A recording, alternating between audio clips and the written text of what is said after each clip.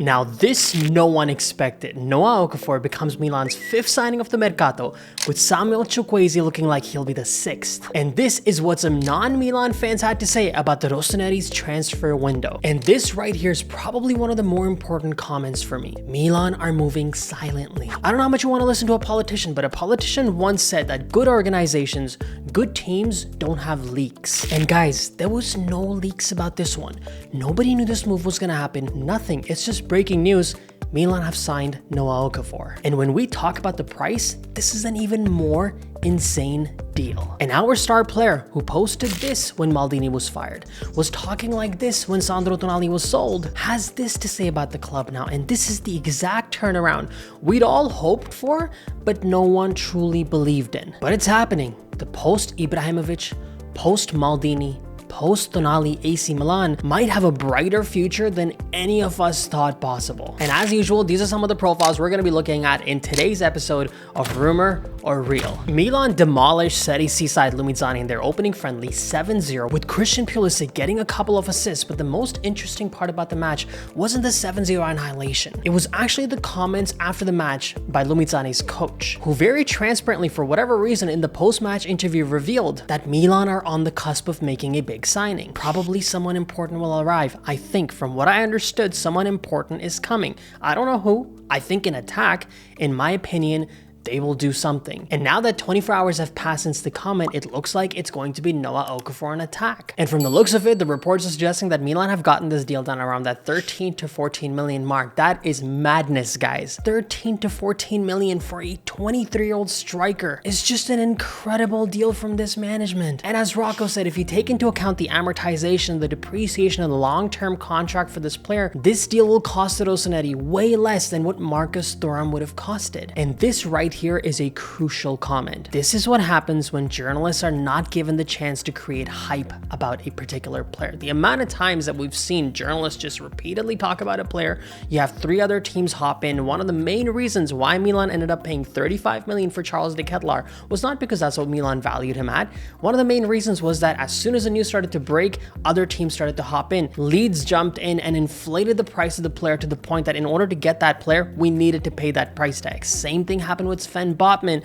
with Newcastle United. But this one, Milan management kept under wraps. There were no leaks. And at the end of the day, that benefited the club massively. Now, there were some discussions amongst Milan Twitter about the fact that Noah Okafor is from Switzerland. So wouldn't he be filling in that final non-EU spot left? No, that won't be the case, because what I'm hearing is that Switzerland has some type of a deal where the players are not actually considered as non-EU assets. So at this point in time, from the looks of it, Noah Okafor is headed to Milan. It looks like it's going to be a long-term contract as confirmed by Fabrizio Romano. The deal is going to cost the club somewhere around that 15 million mark. Now, I want you guys to let me know in the comment section, what do you think? Which player would you have preferred, Mehdi Taremi or Noah Okafor? Are you happy with this deal? Or do you think Milan should have gone for a more experienced striker who's proven their worth year over year? Now, there's some chatter amongst the Milan fan base about the one non-EU spot left. There's been 2 players that we've been talking about, Samuel Chukwueze and Mehdi Taremi. And from the looks of it, guys, it seems pretty evident Milan is going all in on Samuel Chukwueze. It looks like that deal is also going to get done within the next couple days. And this is where I'm going to say something to the Milan fans. Guys, you cannot keep moving the goalposts. That's not fair.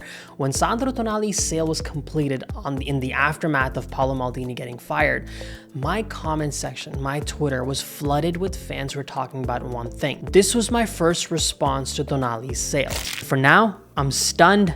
I'm unhappy. I'm pretty pissed off at the ownership group for this sale, but I'm also going to hold on to my judgment for the next couple months, because if this money is spent wisely, I don't know if we can continue to complain about this move in the long term. And all I saw in the comment section were comments about how, Kush, you're so naive, this club is not going to be spending, this money is for Jerry Cardinal's pockets. And now that the management has proven and shown that, hey, we're going to take the funds from that big sale and we're going to put it right back into the Mercato, now you guys are kind of moving the goalpost and you're saying, well, we don't know if these players are good. Maldini would have done a far better job scouting. Guys, you can't have it both ways. You can't move the goalpost. You committed to the comment that he's not going to be spending. Jerry is not going to be spending. He's spending. Don't move the goalpost now. With all players, all signings, we have to wait it out to see how it works. Maldini signed Divock Origi. How did it work? CDK, Serginho Dest, these were some of the highest paid players in the squad. The only way we found out when we gave it time. Same thing here, we have to give it time to see how these players work. But these are all good signs from the management. And as always, we have to give credit where it's due. Now the Samuel Chukwueze saga seems like it's going to be coming to an end as well. So let's take it back with the Chukwueze situation here. Milan has desperately needed a right wing. We've had Alexis Salamackers Jr., Messias, no quality on that flank. It makes it even more interesting the signing of Christian Pulisic. With the desperation that Milan's going after Chukwueze, where does Pulisic exactly fit in? Because now we're switching to a 4-3-3. Is he going to be a backup to Leao? Is he going to be a role player who switches around on both positions? Because at this point in time, if we sign Chukwueze, we have a specialist left winger in Leao and a specialist right winger in Chukwueze. Here's where I think he fits. He offers the club depth. We haven't had depth in attack for seasons. Forget about having depth. We haven't even had consistently 4 good attackers up front. And you can see from my face how big a smile I have because this is a role we needed filled for so long. And from the looks of it, the Samuel Chukwueze deal seems to be on the verge of happening. Now, if we take it back a little bit, Villarreal's CEO had come out at the beginning of the Mercato and said that Villarreal, just like a lot of clubs in football, need to start selling players in order to be able to balance their books. So to the surprise of some fans, Villarreal had slapped a pretty hefty price tag on the player. They're asking for about 35 million for this guy. Most of Milan's offers were close to about that 20 million mark, but some of the reports are suggesting that Milan are now willing to offer closer to that 30 million mark with bonuses included. And they're confident that this deal is going to get done now. Chukwueze already agreed to personal terms with Milan. He's expected to sign a contract till 2027 at around that 3 million mark a season. Now, some of the fans have been upset about the fact that Milan are eventually paying them the price tag that they'd always asked for. Why waste all this time in this negotiation? Keep in mind, guys, this is a negotiation. There's no stock exchange of players where you can see exactly what their price is. The price is determined pretty much by demand and by the desperation of the team who wants to buy them. A team that,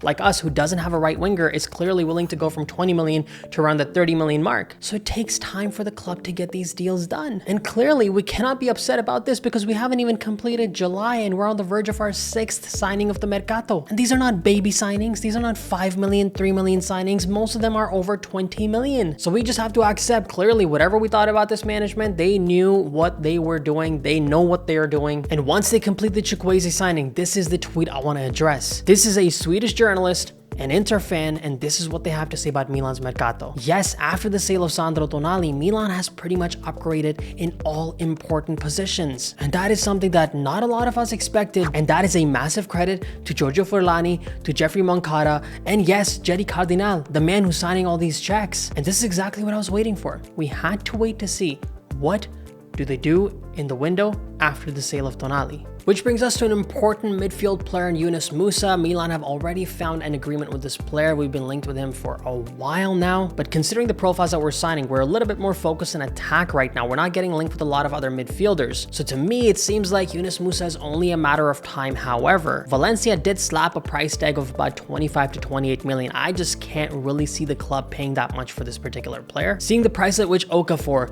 and Rangers have been signed, I just can't see Milan paying that price tag. And the latest reports suggest that Milan have met around that 20 million mark, but the problem is that the base is still around 13 million with bonuses amounting to about 20 million. Is that enough for a deal to be done with Valencia? I'm not quite sure. Milan might have to make one more upgraded offer, but this player's move to Milan, it's absolutely real and it's probably just a matter of time. And then there's a story of Daichi Kamada, guys, after the signings of Christian Pulisic, Okafor, possibly Chukwueze. We've had players in attack, we've had players in the midfield. Daichi Kamada to Milan, that's not going to be happening. This was the final parting gift of Paolo Maldini to the club, but it doesn't seem like Ruben Loftus-Cheek that Milan's going to be signing off on this player. Plus, you have to keep in mind the matter of the fact that this guy is a non-EU player. We only have one spot left for that. And that was an important point to touch up on as well. It was an EU factor, the non-EU player factor. We can only sign 2 non-EU players in the summer Mercato. It doesn't matter how many non-EU players leave the club. If 4 players leave that are non-EU, you can't bring 4 players in. You can still only sign 2 players. So there are some people saying that Milan can free up a spot and sign another player. That's not exactly how it works in Italian football. So for that reason, from the looks of it,